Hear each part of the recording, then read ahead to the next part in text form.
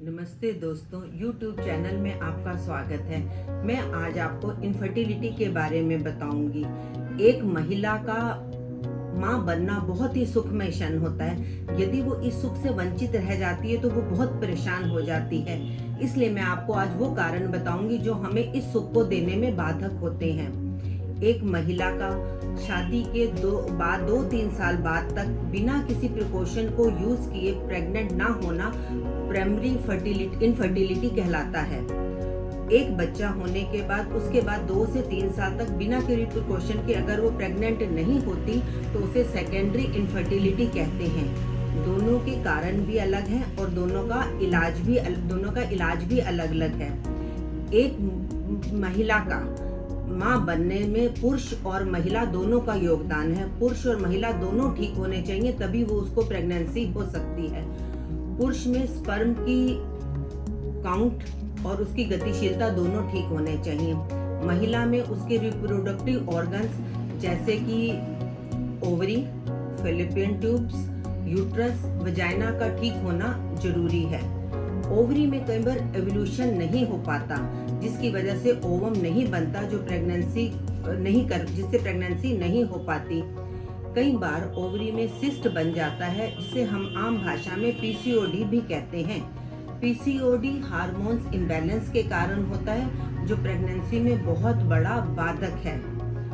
Ovary में swelling हो जाती है। इसी प्रकार फैलोपियन ट्यूब्स में भी स्वेलिंग की वजह से वो ओवम बंद हो जाती है फैलोपियन ट्यूब, जिससे ओवम यूट्रस तक नहीं पहुंच पाता।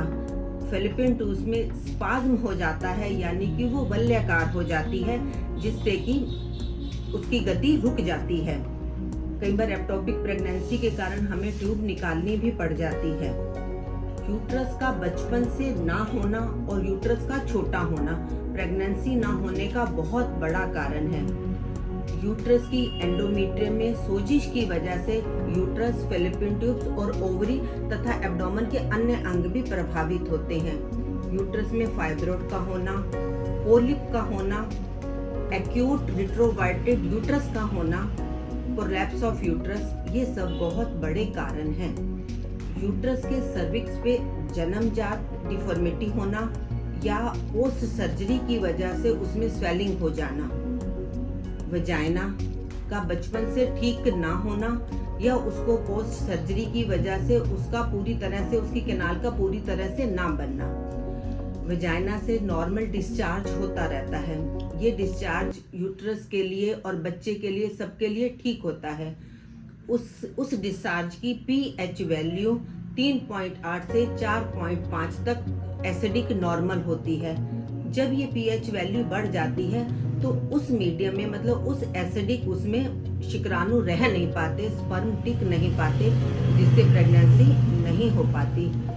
वजाइना में इन्फेक्शन की वजह से यदि बदबूदार डिस्चार्ज होता है तो वो किसी न किसी इन्फेक्शन का कारण होता है, जिस वजह से प्रेगनेंसी नहीं हो पाती। बहुत ज्यादा मोटा होना, बहुत ज्यादा उम्र का होना और छोटी उम्र का होना, ये दोनों प्रेगनेंसी में बाधक हैं। शरीर में विटामिन ई की कमी, मानसिक कारणों में चिंता, क्रोध, आपस में प्रेम का अभाव होना, ओवर एक्सरसाइज करना, ऐसी दवाइयों का प्रयोग करना जो कि शरीर में प्रोलैक्टिन हार्मोन को बढ़ाती हैं, जैसे कि मेटाकोलोप्रामाइड, क्लोरोडाइजेपाम आदि दवाइयाँ प्रोलैक्टिन को बढ़ाती हैं। इंटरकोर्स के लिए लुब्रिकेंट्स का प्रयोग करना, इंटरकोर्स के बाद एकदम से उठ के स्नान कर लेना, एड्स का होना, ऐसे कई कारण हैं जिसकी वजह से प्रेगनेंसी नहीं हो सकती। आयुर्वेद में वात का प्रकोप माना गया है। गर्भाशय में वात का प्रकोप होता है, तभी एक स्त्री गर्भ धारण नहीं कर पाती। हमें इसलिए वात शामक चीजों का प्रयोग करना चाहिए। दोस्तों, मैंने इस वीडियो में आपको वो कारण बताए हैं जिससे एक महिला माता बनने के सुख से वंचित रह सकती है। अगली वीडियो में मैं आपको बताऊंगी हम उन कारणों को कैसे खोजें और उन कारणों का हम निवारण कैसे करें। मिलते हैं दोस्तों फिर अगली वीडियो में।